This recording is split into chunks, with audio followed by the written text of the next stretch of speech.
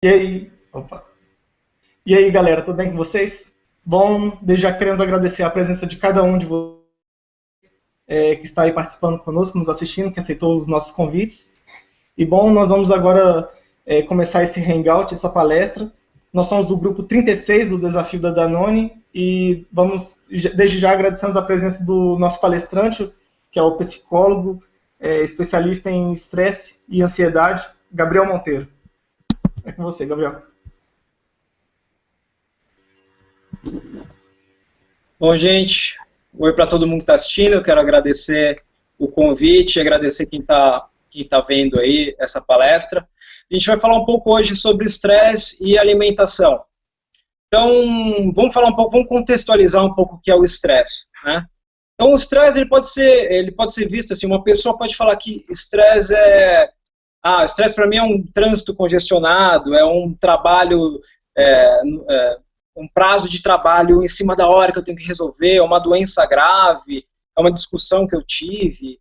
E aí uma outra pessoa pode falar, nossa, o estresse para mim é um relacionamento que não está indo bem, é a necessidade que eu tenho de cuidar de um parente que está doente, é falta de dinheiro, eu tenho um monte de coisa para pagar e não tenho dinheiro, enfim. Para a gente da saúde, o que é, por exemplo, um psicólogo, o que é tudo isso que eu falei? São cenários estressores. A gente fala que tudo isso que trânsito, relacionamento e tal, são cenários estressores, são exemplos de eventos que causam algum tipo de estresse. Mas se a gente for pensar realmente em estresse, a definição é muito mais ampla. A gente pode definir o estresse como uma resposta física automática. Quando acontece algum estímulo que você necessita de mudança, necessita se modificar, necessita fazer alguma coisa diferente do que está no exato momento. Pode ser, por exemplo, quando acontece um acidente de carro, pode ser numa discussão que você tem no trabalho, pode ser quando você tem uma dor muito forte. Então, assim, cada ameaça real que acontece, real ou percebida como real pelo seu corpo, ele desencadeia uma cascata de hormônios aí do estresse que acabam produzindo um monte de mudança fisiológica muito importante dentro da gente. Eu tenho certeza que todo mundo já vivenciou isso em algum momento da vida, algum tipo de estresse. Então vocês sabem que tipo de sensação que eu estou falando. Pode ser o coração batendo mais forte, mais rápido, os músculos mais tensos, a respiração mais acelerada, começa a sudorese, enfim, N outros sintomas. Aí a pergunta que não quer calar é assim, por que isso ocorre, como isso ocorre, o que isso tem diferença no meu corpo, o que isso vai dar de diferença a longo prazo no meu corpo, por exemplo.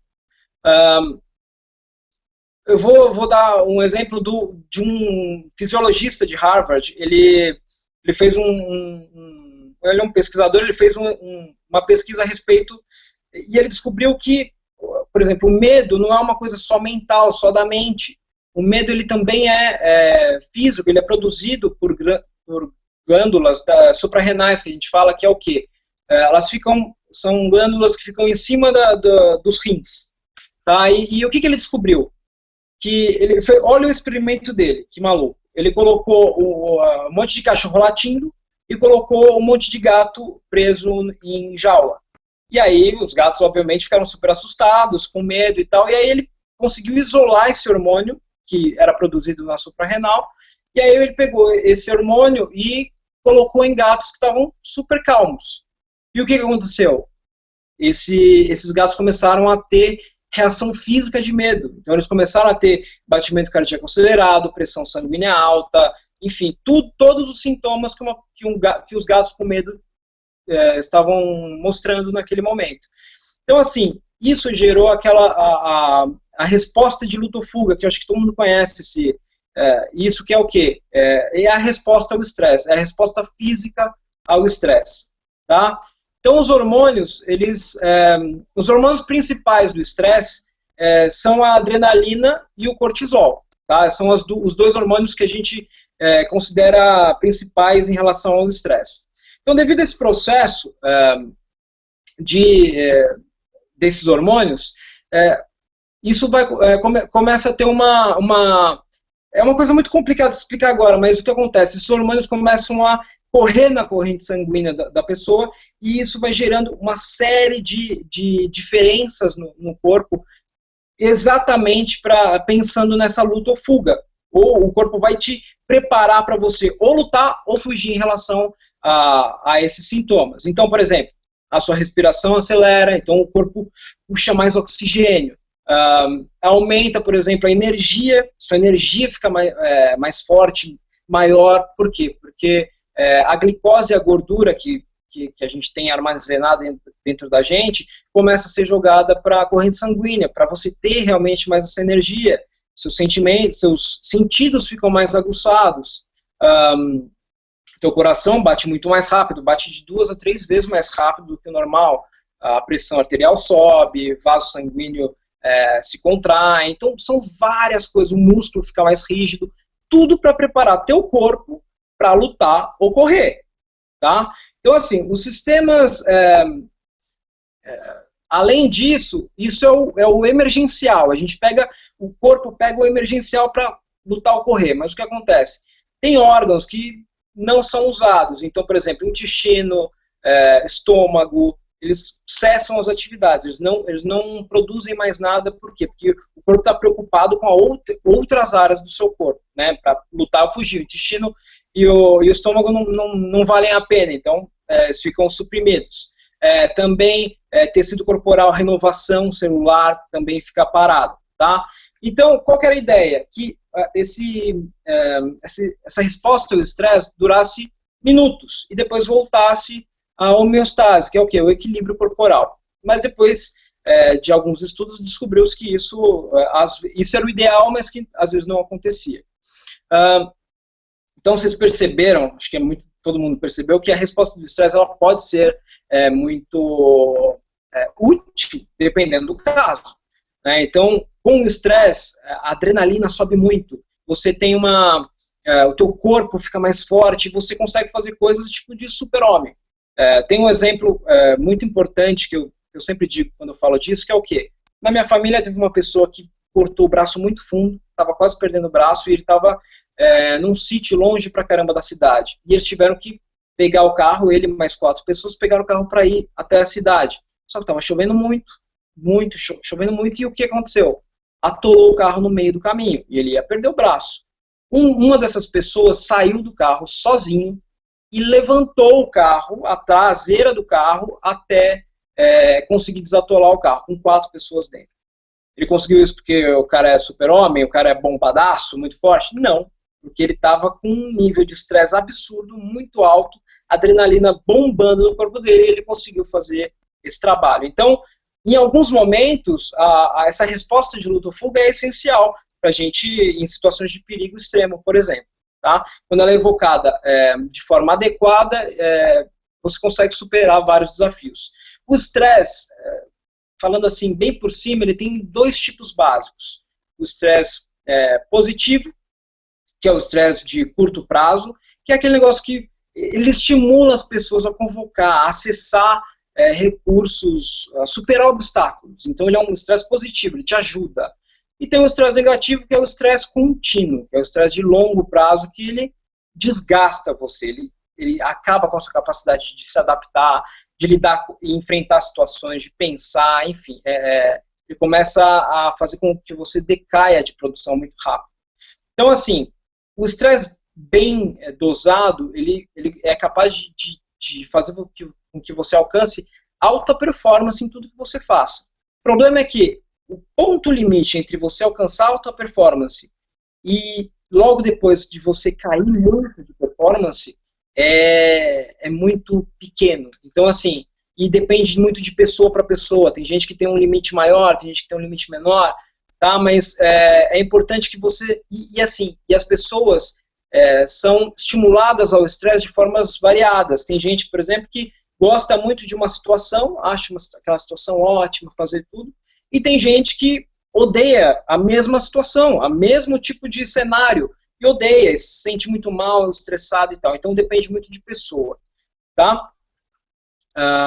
Então, obviamente, foi o que eu falei, o estresse faz sentido para alguns casos. tem outros que não. Um exemplo que ele faz sentido é quando um caminhão vem na tua direção, vai te esmagar, e aí o que você faz? A adrenalina vem pro pico e você consegue fugir desse caminhão. Você tem mais agilidade do que você teria normalmente. É uma saída perfeita o estresse, tá? Mas qual que é o grande problema do estresse? Porque a nossa vida não é feita, a gente não é o Indiana Jones que vive sempre em estresse, em perigos eternos. O que acontece? A nossa mente acredita que algumas situações de estresse no dia a dia prejudicam a gente. E o que acontece? O nosso corpo é muito pobre em distinguir o que é a ameaça real do que é a ameaça que a mente considera estressante do dia a dia.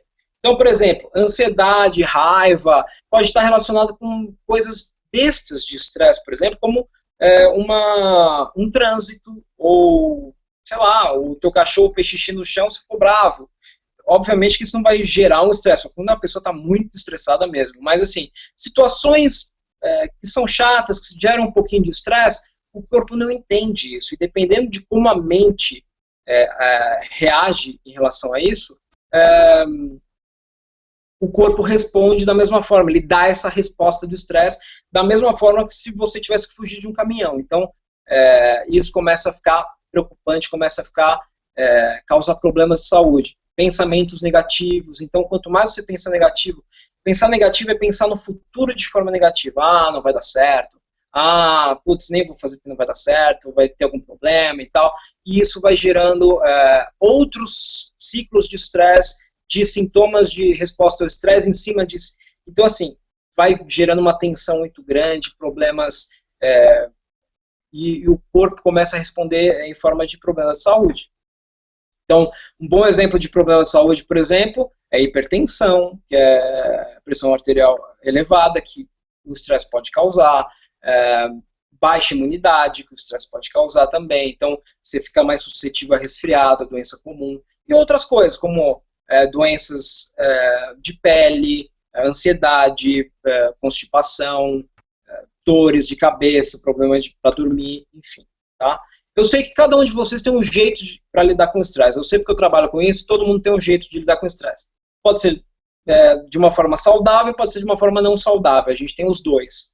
Forma saudável, estou estressado, vou ligar para um amigo meu, conversar, ou então vou fazer uma comida favorita, vou fazer um relaxamento, vou dormir mais cedo, enfim, tá?